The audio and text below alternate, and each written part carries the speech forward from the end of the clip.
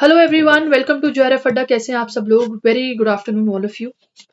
आज ही सब लोग फटाफट फिर शुरू करते हैं। आज का सेशन इंपॉर्टेंट सेशन है। एक बहुत ही यूनिक कॉन्सेप्ट पढ़ाने वाली हूँ आज मैं आपको। मेरा नाम वर्षा गौर है। मैं आपकी पब्लिक एडमिनिस्ट्रेशन की एजुकेटर हूँ। ये मेरी कुछ क्वालिफिकेशन है। Currently I am a PhD scholar. इसी के साथ अगर अभी तक आपने फ्री कंटेंट जेआरएफ अड्डा पर डाउनलोड नहीं करा है, आप बिल्कुल इसको कर सकते हैं। आपको क्लासेस मिलती है इस प्लेटफॉर्म पर, क्विजेज मिल रही है इस प्लेटफॉर्म पर, फ्री टेस्ट मिल रहे हैं आपको इस प्लेटफॉर्म पर, और स्टडी मटेरियल मिल रहा है आपको यहाँ पर। तो आप इसको एक्सेस कर सकते हैं और अपनी पढ़ाई को और पॉलिश कर सकते हैं, एंजॉय कर सकते हैं अपनी पढ़ाई को। साथ ही एटम 2.0 बैच हमारा चल रहा है, paper 1 plus paper 2 public administration, जो कि आपको 13,999 में पड़ रहा है। टेस्ट सीरीज आपको पेपर 1 प्लस पेपर 2 की मिल रही है यहाँ पर। हैंडबुक आपको प्लस पेपर 1 प्लस पेपर 2 की मिल रही है। क्रैश कोर्स आपको यहाँ पर मिल रहा है। इंपॉर्टेंट है आप सभी के लिए, प्रिपरेशन आपकी बूस्ट करने के लिए फुल पैकेज है आपका ये, जो जेआरएफ अड्डा आपको दे रहा है 1 साल की वैलिडिटी के साथ। इसी के साथ एटम 2.0 पेपर 2 की अगर मैं बात करूं, पब्लिक एडमिनिस्ट्रेशन 9,999 में आपको मिल रहा है। हैंडबुक के साथ आपको मिल रहा है ये। हैंडबुक में मेरे शॉर्ट नोट्स रहेंगे, मेरे कुछ पर्सनल नोट्स रहेंगे, जो आपको पेपर के लिए काफी रेडी कर देगा। इसी के साथ अगर आपको सिर्फ 6 मंथ की वैलिडिटी के लिए कोर्स चाहिए, तो आपको पेपर 1 प्लस पेपर 2 8,999 में मिलेगा। जैसा कि आप जानते हैं, आपके असिस्टेंट प्रोफेसर के एग्जामिनेशन हैं, आपके पीएचडी के एग्जामिनेशन हैं, आपके यूजीसी नेट के एग्जामिनेशन है, जून वाला स्पेशली सेट का एग्जामिनेशन है। इन सभी चीजों के लिए आपको ये कोर्स हेल्प करेगा। 8,999 में आपको ये कोर्स मिल रहा है। Test series paper 1 plus paper 2 आपको इसमें मिल जाती है। हैंडबुक आपको इसके अंदर मिल जाती है पेपर 1 प्लस पेपर 2 की। क्रैश कोर्स आपको मिल जाता है। तो बिल्कुल आप सभी के लिए बहुत इंपॉर्टेंट चीज है। आप ले सकते हैं। 6 मंथ की वैलिडिटी के साथ ये कोर्स आ रहा है। 6 मंथ की वैलिडिटी अगर सिर्फ आपको पेपर 2 चाहिए, तो वो भी आपको 6,499 में मिल रहा है। इंपॉर्टेंट चीजें आप देख सकते हैं। आप ही के लिए कोर्सेज है 6 मंथ प्लस 1 ईयर की वैलिडिटी के साथ। इंपॉर्टेंट है। अगर पेपर 1 तो पेपर 2 के बच्चे खासकर मेरे साथ जुड़ना चाहते हैं, जुड़ सकते हैं पब्लिक एडमिनिस्ट्रेशन की अपनी प्रिपरेशन को बूस्ट अप करने के लिए। आज का इंपॉर्टेंट टॉपिक है, बहुत ही इंपॉर्टेंट टॉपिक, और इसके ऊपर मैं बात करती हूँ। न्यूट्रलिटी, तटस्थता और एनोनिमिटी पर हम बात करते हैं। न्यूट्रलिटी का मतलब क्या होता है? पॉलिटिकल इम्पार्शियलिटी, यानी कि राजनीतिक निष्पक्षता की अगर हम बात करें, सिविल सर्विस का ये कॉन्सेप्ट है। सिविल सर्विस को नॉन पॉलिटिकल होना चाहिए, सिविल सेवाओं को नॉन पॉलिटिकल होना चाहिए, इम्पार्शियल होना चाहिए। तो न्यूट्रलिटी जो है बहुत बड़ा वेपन है सिविल सेवाओं का, क्योंकि ये क्या दिखाता है? ये पॉलिटिक्स का इंडल्ज नहीं होना दिखाता है सिविल सेवाओं में। वो बात अलग है, चाहे कितनी भी हो रही हो, कितनी भी ना हो रही हो, उसके ऊपर खैर टिप्पणी करना एक बेकार की बात है। लेकिन कुल मिलाकर गवर्नमेंट की पावर के साथ इम्पार्शियली जो है आपकी सिविल सेवाओं को सम्मिलित होना चाहिए। जब ही जो है डिसीजंस लोगों के लिए ले पाएंगे। पब्लिक सर्वेंट्स, तभी इनको कहा जाता है कि पब्लिक के लिए सेवा तभी कर पाएंगे। ग्रेट ब्रिटेन से न्यूट्रलिटी का कॉन्सेप्ट शुरू हुआ था। काफी इंपॉर्टेंट कॉन्सेप्ट है ब्रिटेन के लिए। ग्रेट तो खैर, पर फिर भी ब्रिटेन के लिए बहुत ही इंपॉर्टेंट कॉन्सेप्ट है ये न्यूट्रलिटी का। इसी के साथ मास्टरमैन कमेटी थी 1949 में, जो ब्रिटेन के अंदर थी। उसने पॉलिटिकल बैन लगाने की बात करी सिविल सेवाओं के ऊपर। ठीक है, राजनीतिक बैन लगाने की बात करी सिविल सेवाओं के ऊपर, और कहा कि जो सिविल सेवाएं है ना, उनको राजनीति में इन्वॉल्व नहीं होना चाहिए, क्योंकि ये पब्लिक के ऊपर ये असर डालेंगे कि कहीं ना कहीं ये अपनी प्रेफरेंस के अनुसार राजनीति या पॉलिटिकल पार्टी के साथ इन्वॉल्व होते हैं।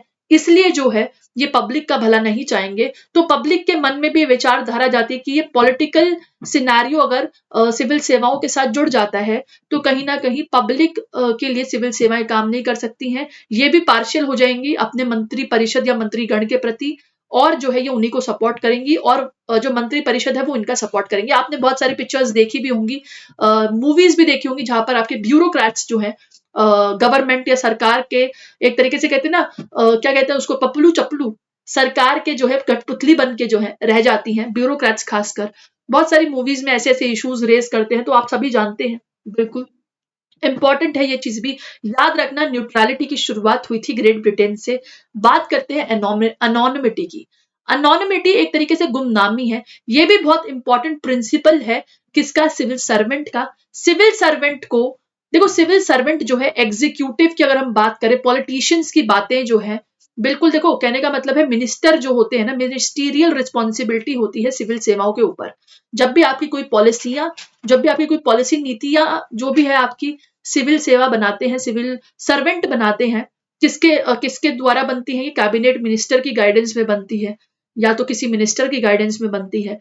तो जब भी कोई मिनिस्टर किसी सिविल सर्वेंट को गाइड करता है कि आपको ये पॉलिसी बनानी है, नीति बनानी है, ठीक है, और साथ ही साथ सिविल सर्वेंट्स जो है बना देते हैं वो नीतियां और वो मिनिस्टर को दे देते हैं। मिनिस्टर जो है पॉलिटिकली रिस्पॉन्सिबल होते हैं हर एक एक्टिविटी का, जो भी आपकी नीतियां पॉलिसी जो भी आपके सिविल सर्वेंट्स के द्वारा बनाई जाती है। यानी कि सिविल सर्वेंट को जाकर जवाबदेही नहीं देनी पड़ती पार्लियामेंट के अंदर कि आपने ये पॉलिसी क्यों बनाई, और अगर उनकी पॉलिसी अच्छी भी है तो भी वो तारीफ मिनिस्टर के पास जाएगी, सिविल अधिकारी के पास नहीं जाएगी। अगर उनकी पॉलिसी बुरी भी है तो भी वो नेगेटिविटी वो भी मिनिस्टर के पास जाएगी, सिविल जो भी वो डांट वो डपट मिनिस्टर के पास ही जाएगी, सिविल अधिकारी के पास नहीं जाएगी। एक सेक्रेटरी या फिर एक सिविल सर्वेंट जो है वो आंसरेबल होता है केवल एक मिनिस्टर को, लेकिन एक मिनिस्टर जो है वो आंसरेबल होता है पूरे के पूरे पार्लियामेंट को। तो तभी बोलते हैं कि जो भी अनोनिमिटी का कॉन्सेप्ट है ना, इसको क्या बोलते हैं, मिनिस्टीरियल रिस्पॉन्सिबिलिटी, यानी कि मिनिस्टर की जिम्मेदारी होती है एक तरीके से, उसी को बोलते हैं प्रिंसिपल ऑफ मिनिस्टीरियल रिस्पॉन्सिबिलिटी को भी अनोनिमिटी कहते हैं। इंडिया और ब्रिटेन ने पार्लियामेंट्री सिस्टम अडॉप्ट किया है गवर्नमेंट का, और पार्लियामेंट्री सिस्टम में कलेक्टिव रिस्पॉन्सिबिलिटी जो है, यानी कि सभी के सभी मिनिस्टर जो है लोकसभा को जवाबदेही देंगे। ये एक इंडिया का ट्रेट है, और ब्रिटेन में भी यही चीज चलती है कि जितने भी मिनिस्टर हैं जो वो जाकर पार्लियामेंट को रिस्पॉन्ड करेंगे। ये जो प्रिंसिपल ऑफ अनोनिमिटी है ना, ये आपका इंडिया के अंदर खासकर चलता है, क्योंकि सिविल सेवा जो सिविल अधिकारी होते हैं वो आपके अकाउंटेबल होते हैं पॉलिटिकल एग्जीक्यूटिव को, जो कि मिनिस्टर होते हैं, ठीक है। और मिनिस्टर कहीं आंसरेबल होते हैं किसको, पार्लियामेंट के। मिनिस्टर जो है आंसर करेंगे पार्लियामेंट को। सिविल सेवा सिविल अधिकारी कोई भी आके पार्लियामेंट में बताएगा नहीं कि पॉलिसी का क्या हुआ था, पॉलिसी क्यों बनी थी, और ना ही उनसे कोई क्वेश्चन करते हैं। तो अनोनिमिटी कुल मिलाकर ये होती है कि सिविल सेवा सिविल अधिकारी को गुमनाम रखने की होती है, चाहे पॉलिसी अच्छी हो तो भी उसको कोई दोष नहीं मिलेगा, और चाहे कोई पॉलिसी अच्छी हो तो भी उसको प्रशंसा नहीं मिलेगी, और कोई पॉलिसी अगर बिगड़ गई है तो भी उसको कोई दोष नहीं मिलेगा। ये होता है अनोनिमिटी का कॉन्सेप्ट। एक केस बताती हूँ, एक केस हुआ था कॉन्फ्लिक्ट के बीच में, रिलेशनशिप और मिनिस्टर के बीच में। वहां पर जो हम अनोनिमिटी की बात कर रहे हैं, जहां पर जिसका मतलब है कि मिनिस्टर और सिविल सेवा के बीच में जो रिश्ता है उसके ऊपर हम बात कर रहे हैं। तो कुल मिलाकर एक केस था आपका 1957 के अंदर, मुद्रा डील हुई थी, एक मुद्रा डील हुई थी, वो एक केस था जो कि आपका LIC जो होती है ना LIC, उसको लेकर एक केस था। तो उस टाइम पर फाइनेंस मिनिस्टर जो थे वो टीटी कर्मचारी हुआ करते थे, कृष्णाचारी हुआ करते थे, टीटी कृष्णाचारी। और प्रिंसिपल सेक्रेटरी यानी कि जो फाइनेंस मिनिस्ट्री का जो सेक्रेटरी हुआ करता था वो होते थे उस टाइम पर HM पटेल। कोई पॉलिसी फेल हो गई, कोई डील जो है फ्लॉप हो गई, या फिर कुछ भी प्रॉब्लम होगी दोनों के बीच में, उन्होंने क्या करा, एक दूसरे को ब्लेम करना शुरू कर दिया, एक दूसरे को जो है आरोप लगाना शुरू कर दिया। उसके बाद गवर्नमेंट ऑफ इंडिया ने एक इंक्वायरी, एक कमीशन को बिठाया जिसका नाम था MC छागला।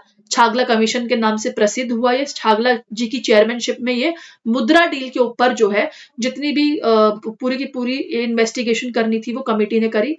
तो छागला कमेटी ने एक बात बोली कि कॉन्स्टिट्यूशन के अनुसार, संविधान के अनुसार मिनिस्टर की रिस्पॉन्सिबिलिटी जो होती है वो सेक्रेटरी के द्वारा, मिनिस्टर की जितनी भी रिस्पॉन्सिबिलिटी होती है ना, जो भी सेक्रेटरी का एक्शन लिया हुआ होता है, जो भी सेक्रेटरी ने काम किया होता है, तो वो मिनिस्टर के अंदर ही हुआ होता है। तो मिनिस्टर जो है वो अपना, कहते हैं ना, अपना शेल्टर या अपनी झोपड़ी जो है सेक्रेटरी के पीछे नहीं रख सकते हैं, अपना शेल्टर सेक्रेटरी के पीछे नहीं ले सकते हैं, और ना ही उनको ब्लेम कर सकते हैं।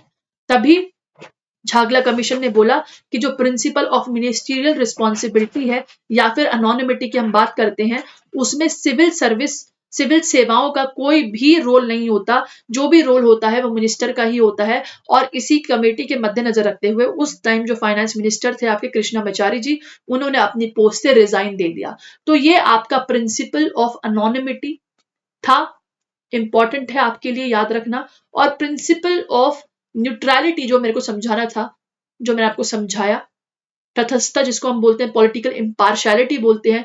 ये 2 इंपॉर्टेंट चीजें आपको क्यों इंपॉर्टेंट है? क्योंकि आपको सिविल सेवाओं का कोर समझना है कि सिविल सेवा किस तरीके से काम करती है, क्या रिश्ता होता है सिविल सेवा और आपके मिनिस्टर के बीच में, जिसको हम सिविल सर्वेंट और मिनिस्टर रिस्पॉन्सिबिलिटी भी कहते हैं, मिनिस्टर रिलेशन भी कहते हैं। ये चीजें समझने के लिए आपको ये इंपॉर्टेंट चीज थी जो आपको समझ में आनी चाहिए। और ये आज की क्लास का मेरा मकसद था कि मैं आपको ये एक न्यू कॉन्सेप्ट समझा पाऊं, आप लोगों को, खासकर यूट्यूब के बच्चे को। अगर सेशन पसंद आया तो लाइक करना, शेयर करना। टेलीग्राम लिंक हमारा ये है, अगर जो पब्लिक एडमिनिस्ट्रेशन के बच्चे टेलीग्राम से जुड़ना चाहते हैं, इस पीडीएफ को डाउनलोड करना, इस लिंक पर क्लिक करना और हमारे ग्रुप से जुड़ जाना। Thank you so much for watching. मिलते हैं नेक्स्ट सेशन में। All the best, bye bye, take care.